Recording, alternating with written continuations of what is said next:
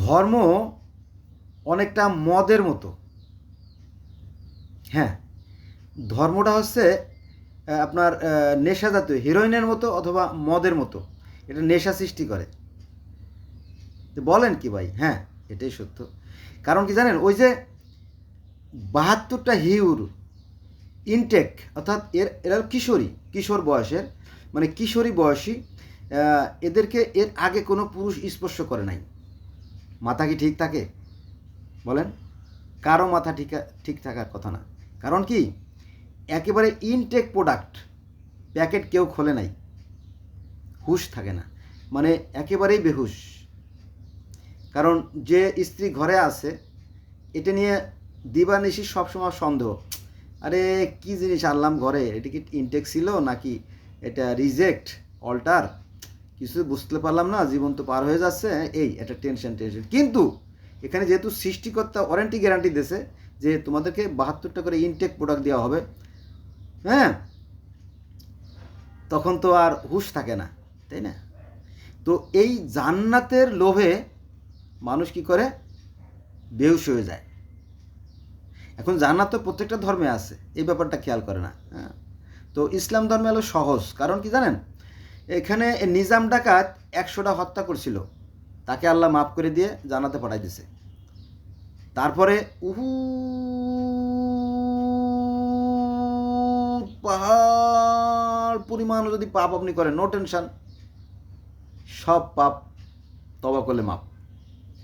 একবার খালেস নিয়ে তওবা করলে সব গুনাহ মাপ।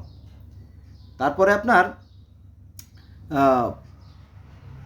তওবাতান নসুয়া পড়লে তো সবই মাপ। আরেকটা মজার বিষয় হচ্ছে যে আপনি যদি মাত্র যদি একবার যদি খালি কলেমা পড়েন, তাহলে আপনার একদিন না একদিন জান্নাতে যাবেন। এত ওয়ারেন্টি গ্যারান্টি দেওয়া বিষয়, তাই না? মানুষের আর হুঁশ থাকে না যে আমি নিশ্চিত জান্নাতে যাব, আজ হোক কাল হোক পশু হোক, আমি যাবই যাব।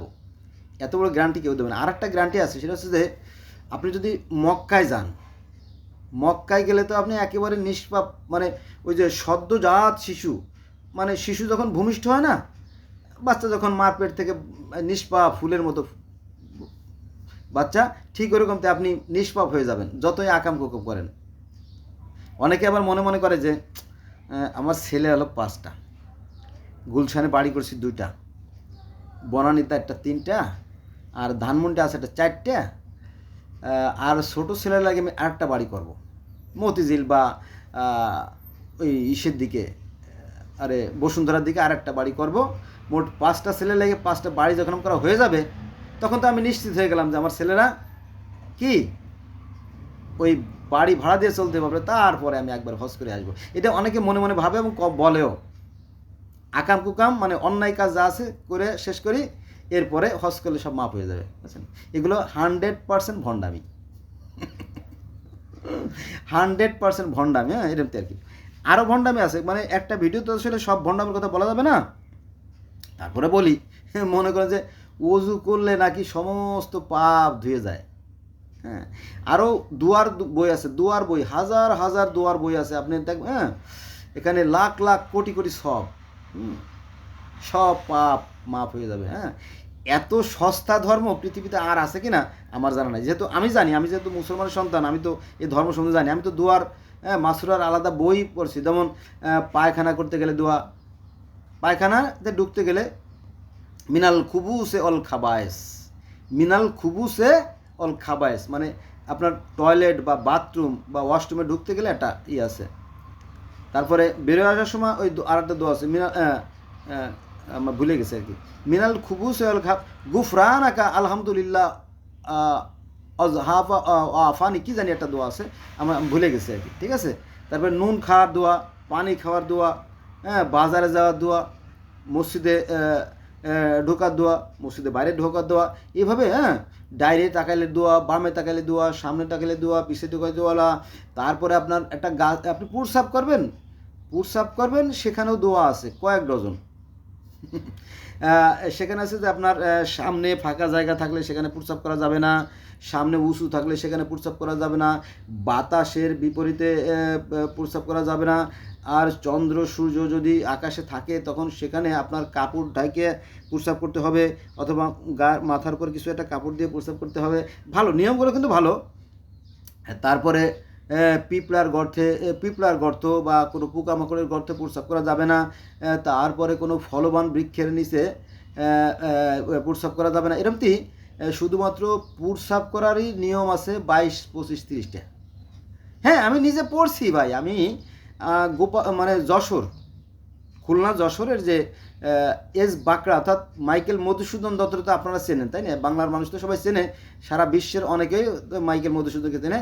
তো ওই মাইকেল মধুসূদনের বাড়ির কাছাকাছি যে বাঁকড়া, এস বাঁকড়া বলে ওটাকে, জিগরগাছা থানার ভিতরে, ওই মাদ্রাসা থেকে আমি কারিয়ানা পাস করছি 1990 সালে এসএসসি পরীক্ষার পরে যে অবসর ছিল ওই সময়গুলোতে আমি কারিয়ানা করছি। আমি জানি তো এভাবে দোয়া পড়াইতে মাথার যে চার যেটা সেটা শেষ করে ফেলায়, খালি অন্ধকার দেখে, অন্ধকার।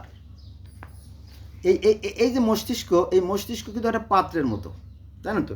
যেমন এই যে আমার পকেট, এই যে আমার পকেট আছে না, এই দেখেন আমার পকেটে কিন্তু কিচ্ছু নাই, পকেট কিন্তু খালি। অবশ্য এই যে ভিতরটা খালি আর কি, কিচ্ছু নাই। কিন্তু আমার অন্য যে জামাটা, ওই জামার পকেটে কিন্তু 800 টাকা আছে। এটাই 1 টাকাও নাই, কিন্তু ওটা 800 টাকা আছে। তার মানে কি, এই পকেটের মধ্যে আমাদের এই মস্তিষ্ক, অর্থাৎ এখানে এই পকেটে যেমন খালি, অন্য জায়গায় 800 টাকা আরও কিছু আছে, গাড়ি ভাড়া হয়তো 1000-1200 টাকা হইতে পারে, কিন্তু এখানে নাই। এটা আমি রাখছি বলে আছে, মানে ওই যে পকেটটা, আরেকটা পাঞ্জাবি, ওটার পকেটে টাকা রাখছি বলে আছে, আর এটার মধ্যে নাই। ঠিক মস্তিষ্ক একই জিনিস, মানে খালি পাত্রে নাই, মস্তিষ্ক খালি পাত্রে নাই, আপনি যা রাখবেন তাই। আমার যদি বলে যে তুমি জার্মানি ভাষা বলো, আমি জার্মানি ভাষা বলতে পারবো না। বলে পর্তুগিজ ভাষা বলো, তো দু একটা বলতে পারবো, যেমন চা, আরে রুইতন, হরতন, ইস্কাপান, এগুলো। আবার চায়না, চা, চকলেট, চিনি, হ্যাঁ। টংচেং শব্দের অর্থ কি জানেন? টংচেন শব্দের অর্থ সমিতি বা কমিটি বা যৌথ উদ্যোগ।